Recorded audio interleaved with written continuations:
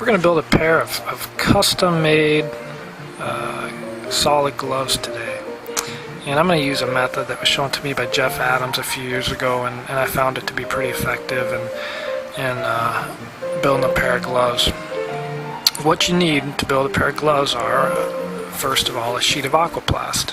And I will give you a link with some info to ordering a sheet of this stuff. And it's about $80 per sheet, and you can make roughly 3 pairs of gloves per sheet. You will need a heat gun to heat up the aquaplast. You can also use boiling water. Either the heat gun or boiling water will work. You will need a tub of cold water to dip the hot aquaplast in to make it cool enough to work with. And then once you get the mold set, you'll put that in the cold water to help it solidify. You'll need a pair of good scissors, and the stronger and sharper they are, the better. If you try to use some weaker hobby type scissors, it's going to be a little bit more difficult to cut through the aquaplast. You'll need foam, and we'll use that in a few different places later on. You'll need hockey tape or some type of tape. I found hockey tape to work very well, and we use that to secure some different pieces at the end of the build process. And you'll need glove rubber. You can buy this stuff through Eagle or Sport Aid, and you can get them in 12 by 12 inch sections. Or you can go to a hardware store or another store that might have some type of durable rubber and just use that. Now the glove comes in 3 parts. You have the thumb section, you have the finger section, insert, and then finally there's one piece that pulls all these different pieces together into one uniform glove. Begin building, and to create each of these 3 parts, you take out your tape measure and you're going to measure 5-inch sections along the aquaplast. Each of these 5-inch sections is going to represent one glove.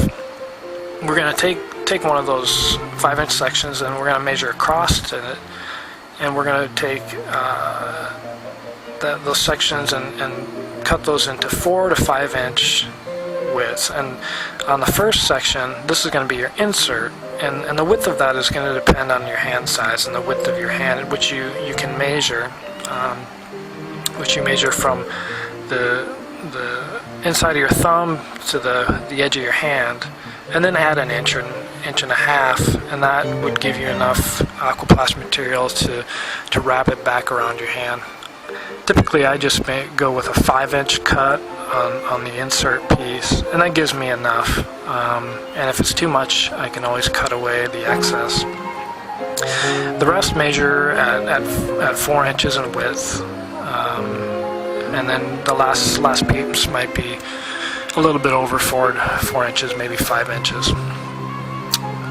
Cut the sections out, and you can either cut the plastic as is, or if that is too difficult, you can heat up the aquaplast just a touch with that heat gun. It'll soften it up enough that will allow you to cut through it fairly easily.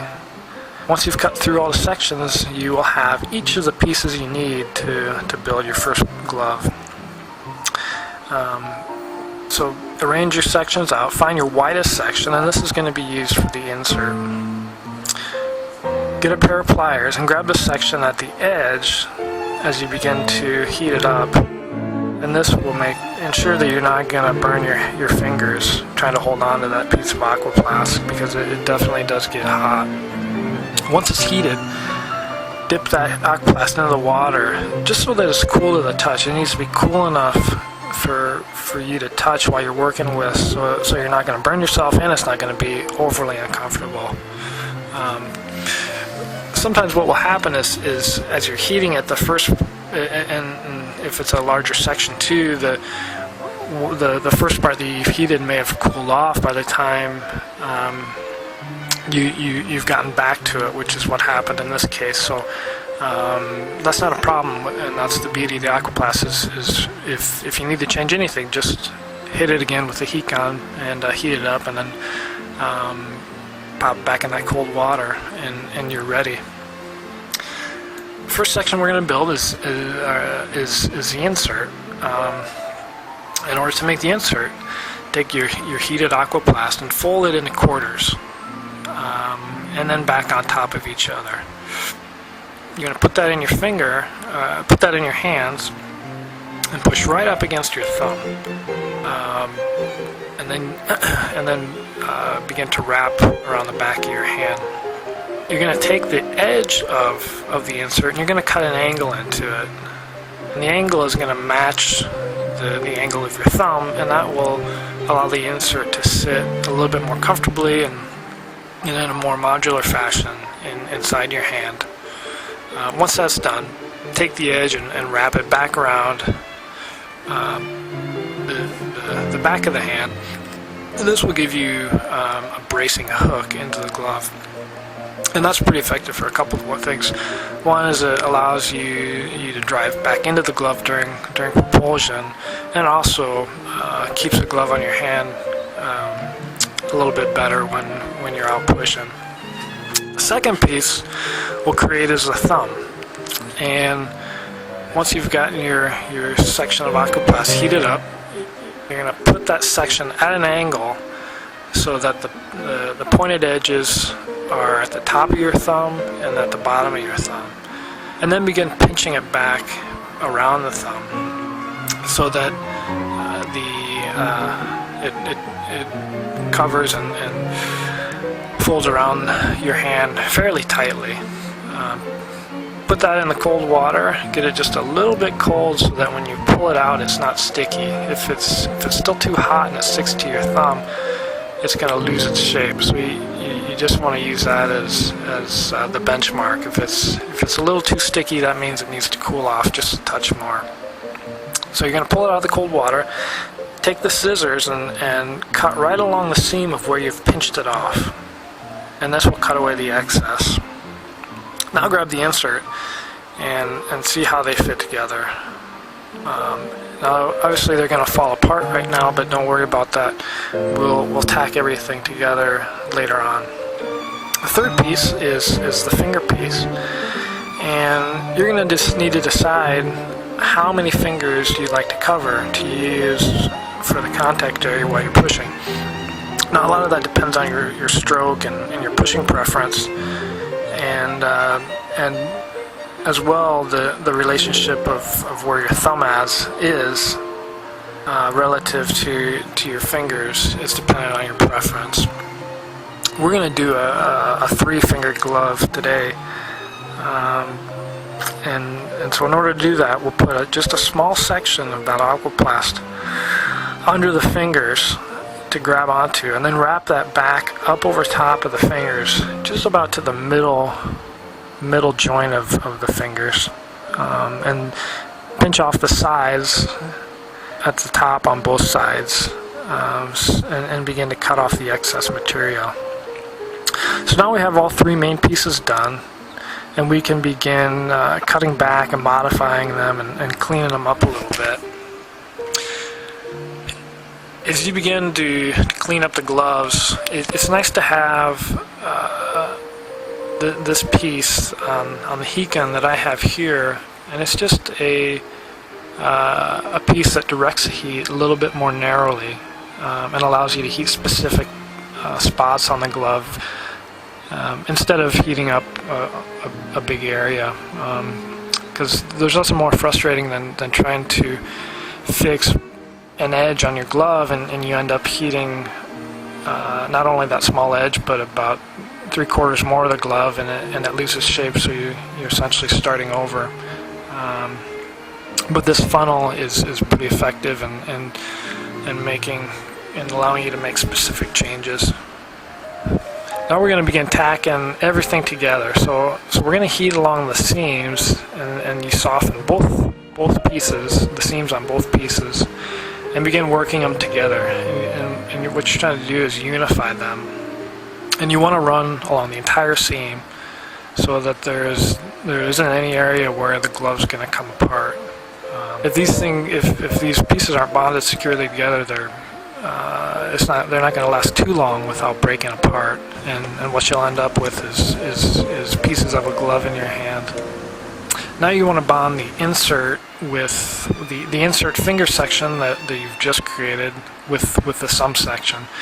And here you're going to heat the area where they come into contact. And so to find out exactly where that is, you're going to put the insert finger section on and the thumb section on, and decide where that exactly will be. Once you've decided that, heat up that area on both the thumb and the insert finger, and tack those together. Once that's done, come to the back side of the glove and heat and bond the seams and where these two pieces meet. Cool the glove down and begin prepping it for the final bonding piece that's going to pull everything together. Heat up that final piece, and you begin by wrapping on the back of the thumb and then pull it over the full body of the glove. You're going to pinch back the excess as you've been doing earlier, and cut off whatever you don't need. Once that's done, heat that bonding piece back into the underlying three pieces of the glove, and again heat along the seams where these two pieces, the underlying piece and the bonding piece come together.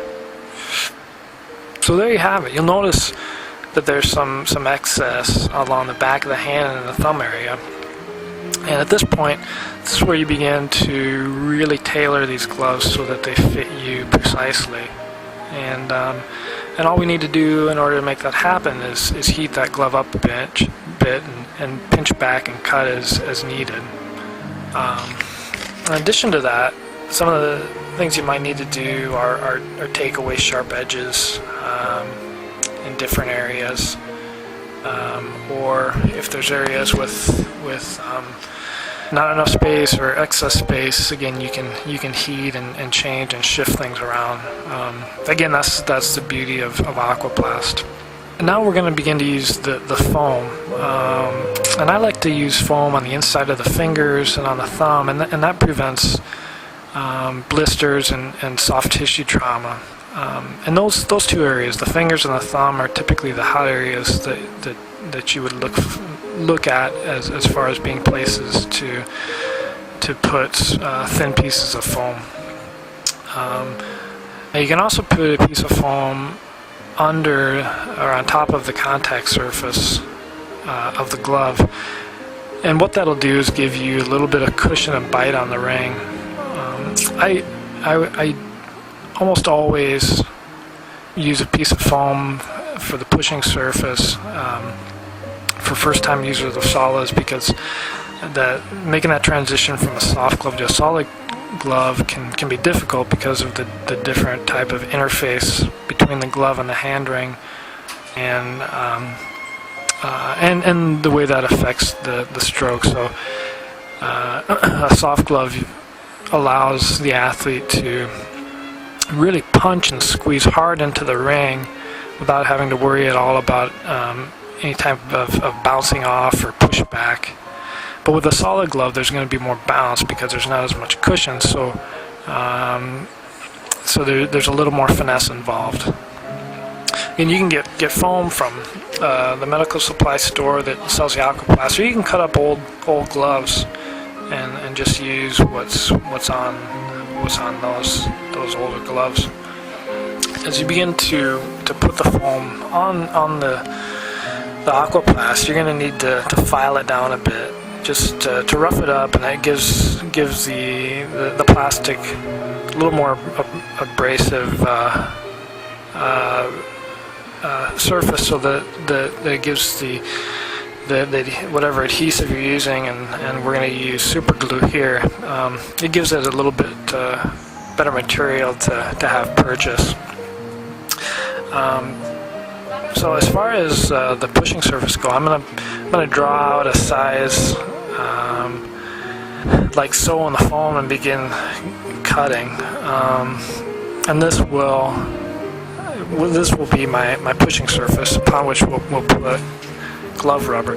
Now once you get that first cut and put it on the glove, you're gonna have to take off just a touch more around the perimeter, and this will allow the glove rubber, once you have that prepared, to overlay the foam and then stick directly on the plastic. The rubber doesn't adhere as well to the foam because of its porous nature. So I found that ensuring that the rubber can stick directly to the plastic will ensure a better adhesion. Once you have the foam cut, and I take the rubber and put the foam on top of the rubber, you're going to trace the rubber piece based on the foam, but just adding a touch. Again, adding enough so that you can glue the plastic, the rubber directly on the plastic. Now after you've glued both the foam and the rubber on, you're going to take your hockey tape and you're going to tape down the edges of the rubber, or tape on the edge of the rubber. Now they should be secured with super glue, but then just to reinforce and to make sure those edges of the rubber stay down, you're going to take a couple pieces of hockey tape and tape those back on top of the plastic. As you're pushing, the rubber's going to tend to get pulled down and off the gloves. So if there's any type of a seam with the rubber that might catch on the hand ring repeatedly, then ultimately that rubber is going to tear away, and which you want to avoid. And hockey tape has been pretty effective for us in keeping the rubber down. I also like to use a wristwatch band on the back of the glove, and that just ensures that the glove's not going to fall off if you're pushing down a hill at 20 miles an hour and something might happen where the glove gets pulled off your hand a little bit. You'll have that wristband to make sure it's secure, and it also gives you a little bit of more support on the back of the hand.